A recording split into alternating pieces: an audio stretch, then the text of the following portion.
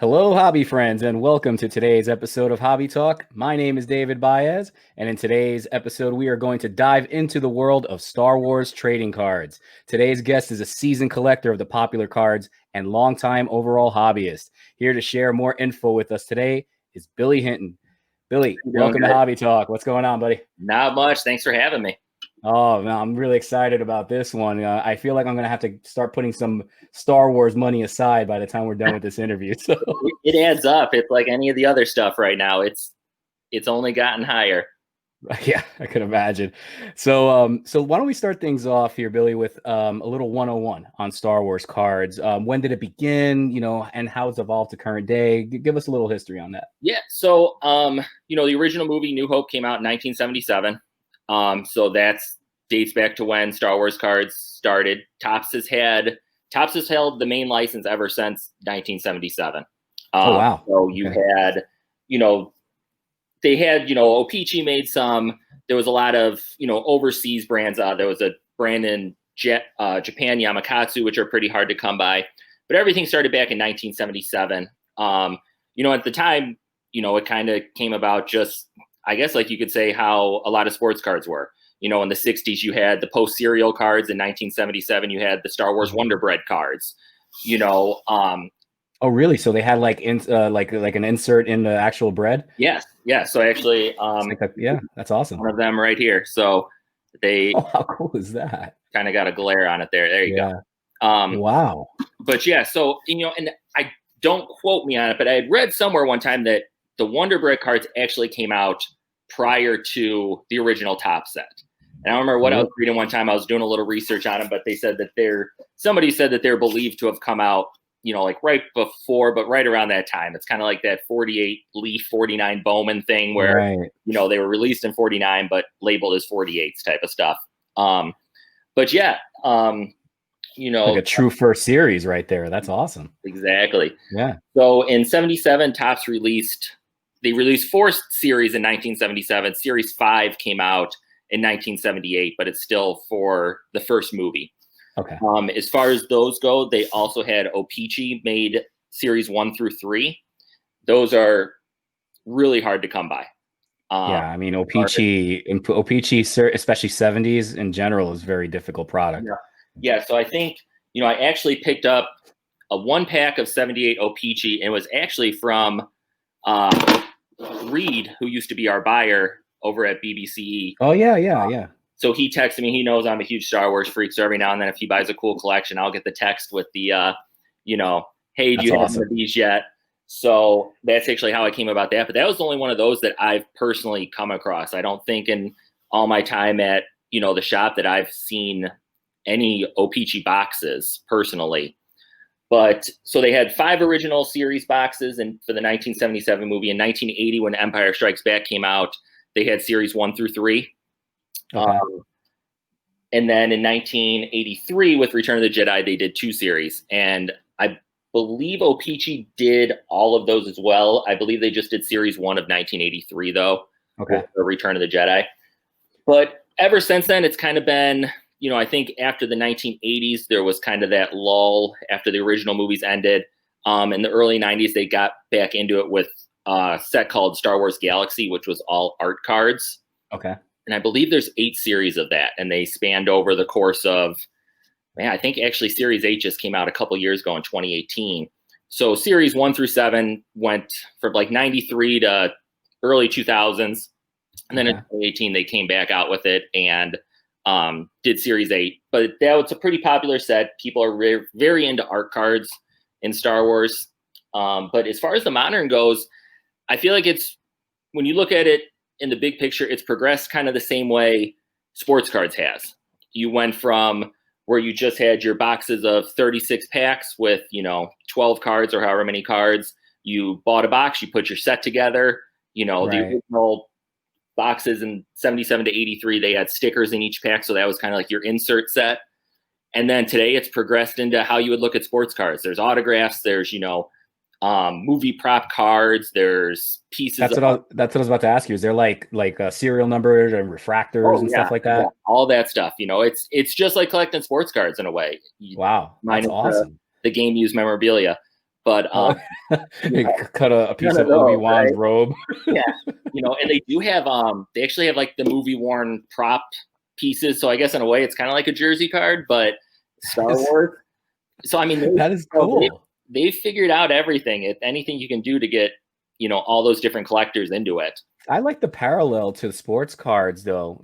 How they taken a proven method of interest, if you will, in card hobby in sports, and translated it like in a to me, very effectively into the world of non-sports and Star Wars. That's pretty cool.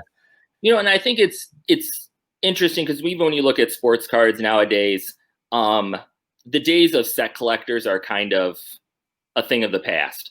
You still have your people that will come into the shop and, they'll open 2020 Topps baseball and say, I'm going to put together a set of Topps. But for the most part, people are opening the higher end stuff looking for the big hits. Yeah. So Star Wars cards, I think Topps did a good job of making the brand,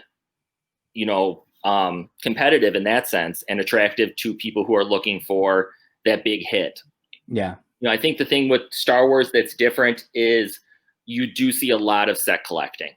The couple groups I'm in on Facebook, I would say probably 90% of the people are set collectors, where they're putting together, the base sets, the parallel sets.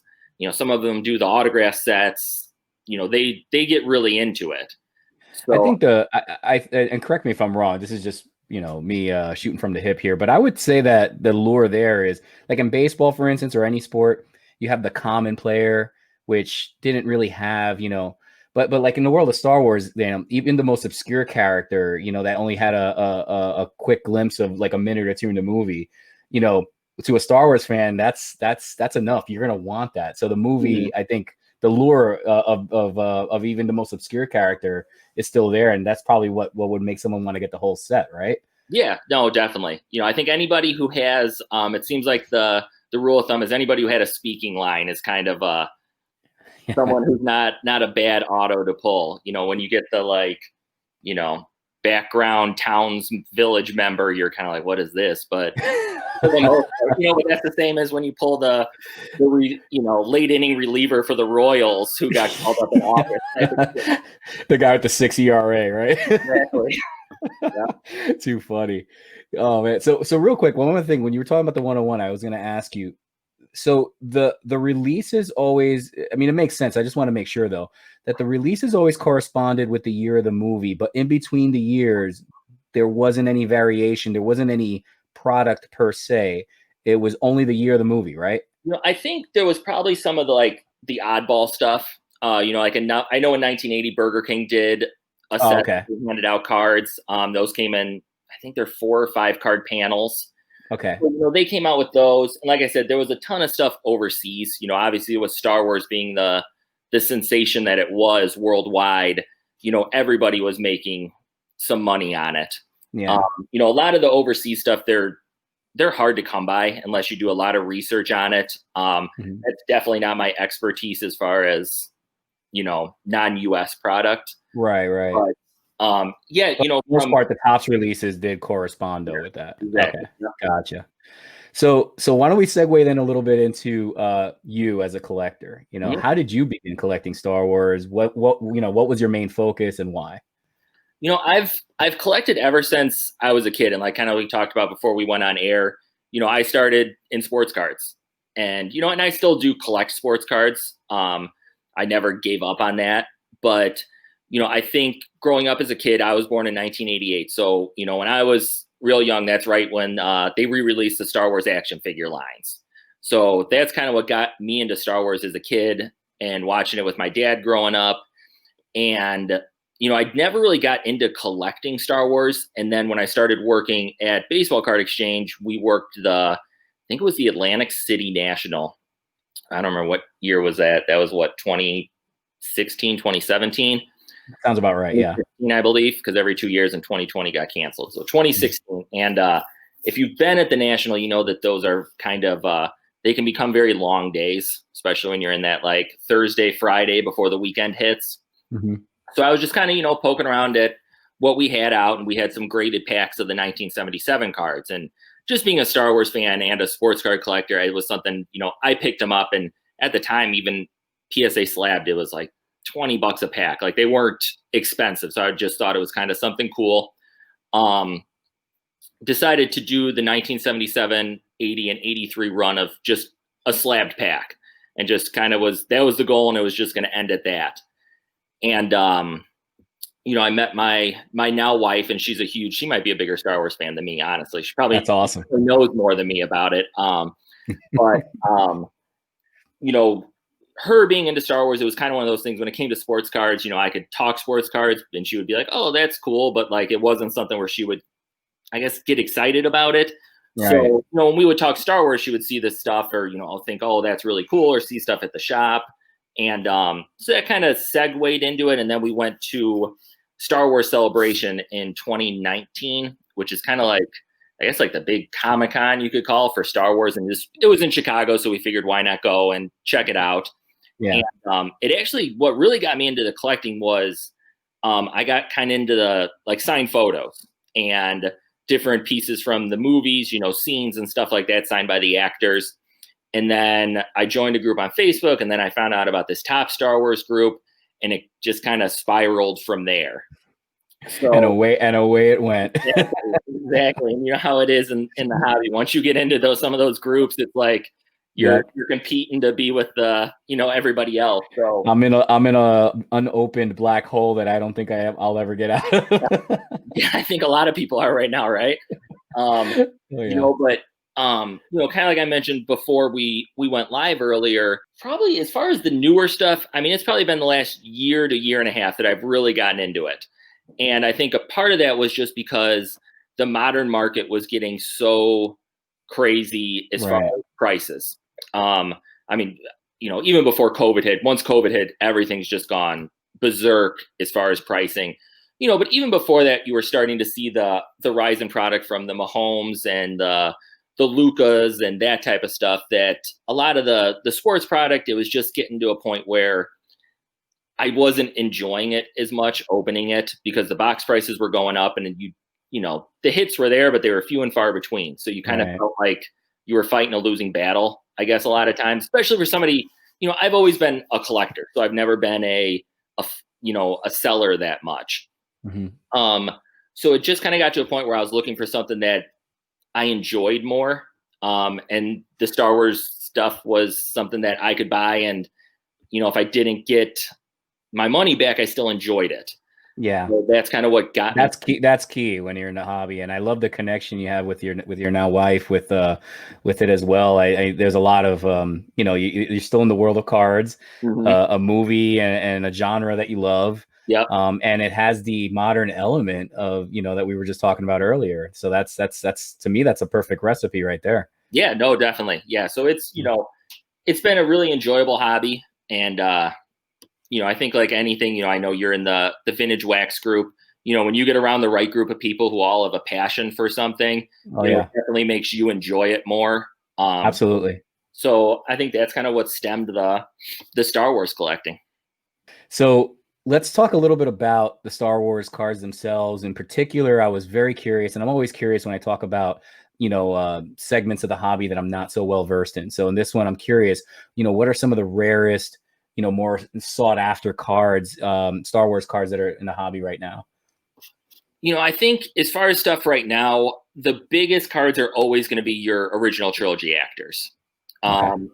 Obviously a lot of them, unfortunately have passed away in recent years, with Carrie Fisher and, David Prowse, who played Darth Vader recently. Yeah, that was just like a day or two ago, I believe, right? Just this past weekend. So anything original trilogy is always going to be more sought after. Mark Hamill, who played Luke Skywalker, he stopped signing for product a few years back. So I would say if you're looking for Topps product, probably Luke Skywalker stuff is going to bring the highest price, which isn't, I mean, that's your, your Mantle Mike Trout of Star Wars, that's right. The go-to guy. And after that, obviously you have Carrie Fisher, you have Harrison Ford. Yeah. But I would say that's probably your biggest money stuff right now. And just like sports cards, there's all different levels of products. So you have, the product that I guess if you're just comparing it to sports cards, you're looking at like Topps Baseball. There's products where it's just, hey, this is series 1 of Rise of Skywalker, and then series 2, and you just put your base set together, and they guarantee you an autograph, but it's usually you're going to get probably a lower level signer or actor. Those, like we talked about, maybe they had a little bit of a speaking line or they were a background character, but and it goes all the way up to there's a product called Stellar that they put out every year, and they do 100 cases, and it starts usually, I think this year it started at $7,500 a case. Whoa. So, and it's just 26 cards. They're all signed. So they give you the checklist beforehand. They're like, hey, you get a Harrison Ford, a Pedro Pascal, Daisy Ridley, Adam Driver. And then, of course, there's the parallel. So you can get the out of green, or, out of 20 green, the out of 25 blue, the 101s. But that's your high end Star Wars now. Yeah, so that is some pricey stuff. Yeah, it is, and I mean, there's very few people that I've seen buy that and budget for themselves. Usually it's, group breaks and stuff like that. But, I would say that would be a pretty big turnout for a live break on that one, right? Yeah. I mean, those ones are crazy. I mean, those are, I think they break it down. I saw when they did them in the group, it was 40 spots. And I mean, it was what, 165, 170 a spot. Wow. So, I mean, that's for one card. So, I mean, you could hit the jackpot and get the Forge. You could, get a voice actor for one of the animated series and really, take a hit. Yeah. Wow. That's crazy. Yeah. I'm learning a lot in this conversation. I mean, I kind of knew a little bit about it, but I didn't realize they had this ultra premium version at those price points. That's I mean, crazy. When you look at the big picture of it, I mean, it's very equivalent to the sports card market. Absolutely. You don't get as much product. I mean, obviously a year like this year where there's no major movie coming out, they put out their, 6 products or a product every couple months. And, it's not like baseball or football or basketball where you're getting 25 products a year, but, you have every price point. You have up to the $7,000 a case or the $85 a box type of collection. Right, everything in between. Yeah. Yep. That's awesome. So in terms of rarity, we were talking about rarest in the cards, but what about your collection? The current items in your collection. What was the most difficult item for you to obtain, and why? That's a good question. I would say one of the most difficult. I have a Series 5 box from 1978. Wow. All right. So that's like the original 1978 unopened. Wow, I just love the artwork on the box itself. Yeah, the artwork on these is awesome. I agree with you there. That's one of my favorite things. As far as display pieces, the artwork itself is awesome to look at. I would say probably the hardest ones that I looked a while for, and eventually they kind of fell into my lap because they came into the shop in a deal, is in 1977, they did the first 3 series. They sold Mexican series packs. Okay. So these are the Mexican series packs. They're pretty rare. They don't come around very often. I have series 1 through 3 of those. Those are probably the hardest as far as rarity that I have in my collection. Like I said, it's I feel bad saying it was the hardest for me to obtain because they kind of conveniently fell into my lap. But but you were able to. I mean, you obviously have an advantage in that sense, but at the same time, you recognize its rarity. Yeah. Because who knows the next time that'll pop up at the shop. No, definitely. So and outside that, I mean, anytime you're looking at those, the big Harrison Ford, Hamill, Fisher type of actors, they're hard just in the sense of it's a financial commitment that you're making on that type of stuff. And, there's people who can swing that. And then there's some people who you look at, a $2,000 signed baseball card or, Star Wars card. And it's like, you can probably put that money to better use elsewhere, but. Yeah. So let's talk a little bit then about what ranks highest on your list of what you don't have, Billy. What's on the checklist right now on your desk that you I would love to have one of the original, like 1977 cards signed by Hamill or Fisher. That's probably top of the list. Wow. I probably should have mentioned that earlier as far as getting into Star Wars collecting. Some of the first items I bought were the original 1977, 1980, 1983 cards signed by the actors. They were in, I think it was a Probstein auction or something like that on eBay. And once again, at the time, it was just like, oh, this is cool. It's, Peter Mayhew who played Chewbacca and David Prowse who played Vader. And that kind of, and once again, they were things I bought. I put them in my collection and didn't think too much about starting something crazy after it. But I think if I was to say highest ranking, it would probably be something Hamill and Fisher. Yeah. From the original, signed on the original sets. Pre-Comic-Con, when you looked at these big events where, like the cult type, like the Star Treks, the Star Wars of the world, they were kind of gravitating more to like the horror conventions. If I'm wrong, please correct me, but I'm remembering as a kid seeing like these like Chiller Theater was one in New Jersey, for instance. And I remember seeing Star Wars actor, folks there and all that. Is that where most of these guys were signing these original cards? I know that they've started Star Wars Celebration, I believe in the 90s at some point. Okay. But once again, that kind of started as just some fanatics who were big fans and test the waters. Yeah. I think reached out to some of the actors and their agents and got them to come and sign. So I know that they've been signing at those conventions, and I've personally, outside of the one Star Wars Celebration I went to, I think I've been to one or two other Comic-Cons. I never really got into the Comic-Con circuit. I always did the sports card shows as a kid, and you never really saw, up until recently, non-sports signers. I bring in the wrestling. I've seen, Shatner has signed at a few. Every now and then they'll bring the cast of like, Dukes of Hazzard or some off the wall show, but few and far between though. Yeah, it was really to your point. That's why I was asking, because that was the only thing that I can connect to back in the I'm gonna say like early 90s. I'm dating myself a little bit now. But that's awesome though. And I imagine that has to be ultra premium, ultra rare to get that. So the thing about the Star Wars stuff is a lot of those guys, when they were signing, the people that got them, they were collectors. Yeah. You can find Hamill stuff, you can find Fisher stuff, but you never find them at those.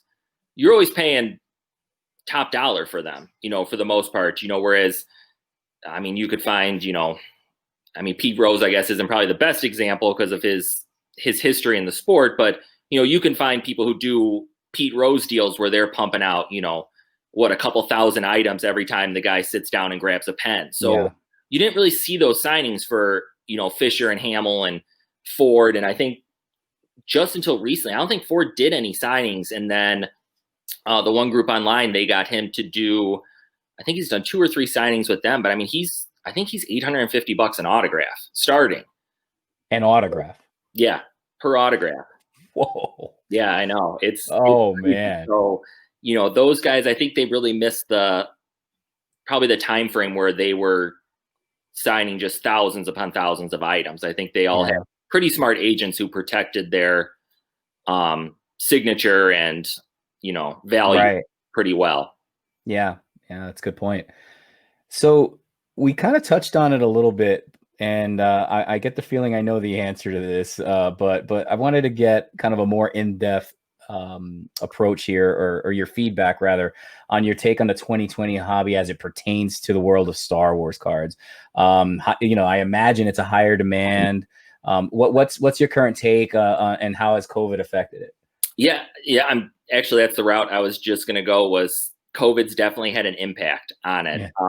2020, I feel like it's kind of that outlier year because of the fact that I think Topps printed a little bit less this year when it came to Star Wars cards. Obviously, the prints shut down, back in the spring when everything shut down due to COVID. A lot of the product got pushed back, and then from what I've seen, a lot of the allocations on stuff has gotten cut, which in my head leads me to believe that they probably just didn't print as much as they normally do. So in that sense, I feel like the demand is a little bit higher if you're, especially in the groups, like I said, some of the online groups where everybody in there is collecting Star Wars, people are chomping at the bit to get their, hands on it. But I think overall, I think that you do see a lot of people that are getting into some of the non-sports stuff or different areas that they didn't collect before, which has also driven up the demand. And like I said, I think it's because, I have a really good friend who comes into the shop and, he's always collected just sports cards. And even recently he started buying a little bit of Star Wars stuff because he's like, he's like, I love rip and wax, but I can't justify some of the prices on sports cards right now. So, Yeah. he's like, this is fun to do. It gives me something to rip, and I'm paying, a quarter of the price or half the price or whatever it is, depending on the product. Yeah. I'm glad you brought that up because it's interesting to see. And I look, taking my interviewer hat and putting my collector hat on, I'm in that same, boat. I mean, I was always strictly baseball, and now I'm buying football and hockey wax, and some basketball as well. I've always had an interest in all the sports.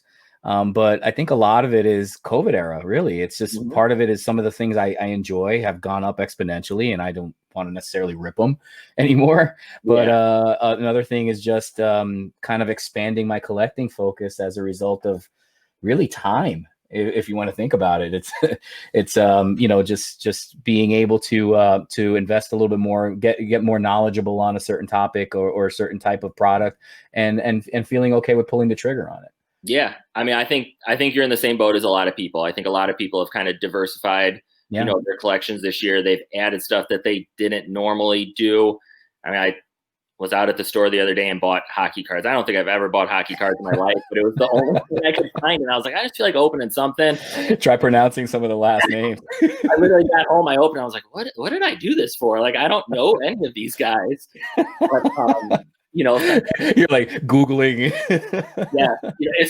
We used to do when we did breaks at the shop, we did some boxes of O-Pee-Chee hockey, and I hated doing them because of what you just. I couldn't pronounce a single name.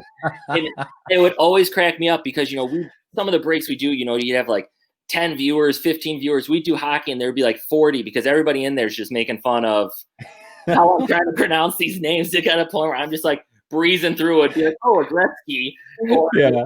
Every now and then you get a breath of fresh air and you get like Scott Smith and you're like, yes. Yes, exactly. I'd always say those names. I didn't care if they were nobody or not, but I said them. Oh, that's great. That's funny. So let's wrap things up here with a couple of fun questions. You up for it? Yeah, for sure. All right, awesome. So if you had to give up your entire collection except for one item, what would it be and why? If we're talking Star Wars, so actually, I have a card that when we went to Star Wars Celebration, I had this card, and I don't know if you guys can see. It's signed by Peter Mayhew down here. Oh yeah, I see it. Yep. And there's a story behind this. So Peter Mayhew, Chewbacca was always my favorite character as a kid, and it's kind of always been the thing between me and my dad. Like when the new movies came out, and they re-released all the toy lines. I'm not a toy collector per se. Despite what the Funkos say behind me. I don't collect like action figures and stuff like that. But he bought me, like the Chewbacca one when he saw it. But that was just kind of my favorite character growing up as a kid. So when me and my wife went to Star Wars Celebration, Mayhew was signing, and I was like, well, we got to meet, Peter Mayhew. And I've never paid for a photo op in my life. I've always just kind of disliked the idea of paying for a picture. So we did the photo op with him, but that was actually the last show that he did before he passed. Oh, really? Yeah. So that was the last time that he did a convention was Star Wars Celebration. So I think if I was to take anything, sentimental value wise, like that probably means the most to me, just because it was that character that I grew up, loving, that made Star Wars for me as a kid. I finally got to meet him. Yeah. Yeah, no, that's definitely a good one. So to wrap things up, one more for you, buddy, I have is outside of Star Wars cards, what hobby, I know you delve in a few, but what hobby are you most interested in and why? I would still say baseball, Baseball. Okay. My one big thing that I've worked on the past few years is, I don't know if you're familiar with the PSA registries. Yeah, absolutely. There's a 1948 to current MLB Hall of Fame rookie card registry. It's 108 cards. I'm at 107. I need the 48 Newhouser is the big one. Whoa. So that's, as much as I love Star Wars, baseball, and especially in recent years, I've gotten a lot more into the vintage. That would definitely be my, that's probably that's impressive. Probably my true love is baseball. Hmm. Star Wars is right up there, but as far as other hobbies, it's definitely, this You is pick, 1A and 1B. I don't know if you can really pick which one is yeah. hobby, but Well, you picked a good one. yeah, yeah, Not that I'm biased or anything. I think that was a good registry to pluck away at. Yeah. No, and best of luck finding that last card. Maybe, hopefully this interview maybe helps you find that last Yeah, one. that would be great. That's man, I think the PSA pop report on that is like just over 100 or something. I mean, it's those high number and 48 leaf are not easy to They're come by tough. for any. Yeah, I think Yeah. I think Steve. I was talking to Steve one night, and we were talking about that, and he said in all the collections that he's bought, he hasn't come across a 48 Newhouser, like Wow. unless somebody knew that they had it. It's never been a card that Right. this somebody family member passed away, and they had this huge card collection. Like people know if they have a 48 Newhouser. That's amazing. Mm-hmm. Yeah. Well, best of luck with that, buddy. And yeah, and thank you so much for doing this. I as expected, I knew I was going to learn a lot in this interview, and like I said, I'm going to have to pull some Star Wars hobby budget money at some point because I'm definitely intrigued, especially with the Yeah. vintage stuff. The vintage stuff it's definitely the most fun. Yeah. As fun as the new stuff is, it's I look at it kind of like any sport. Without the vintage stuff, you don't have the market that you have today and the stuff that comes out. It all started somewhere, so Well said. I always think it's fun to go back to where it all began and Yeah. build your collection from there. Very cool. Thanks again, and I hope you will come back for a future episode. Yeah, I would love to. Great. Well, we'll talk soon, buddy, and thanks. All right. Sounds good. Hey guys, thanks for watching today's video. Please click on the like and subscribe button. Just a couple quick updates. We are officially live on iTunes, Google, as well as Spotify for our podcast. Go to hobbynetworkgroup.com for more details and links. Thanks for watching today's video and have a great day. Bye.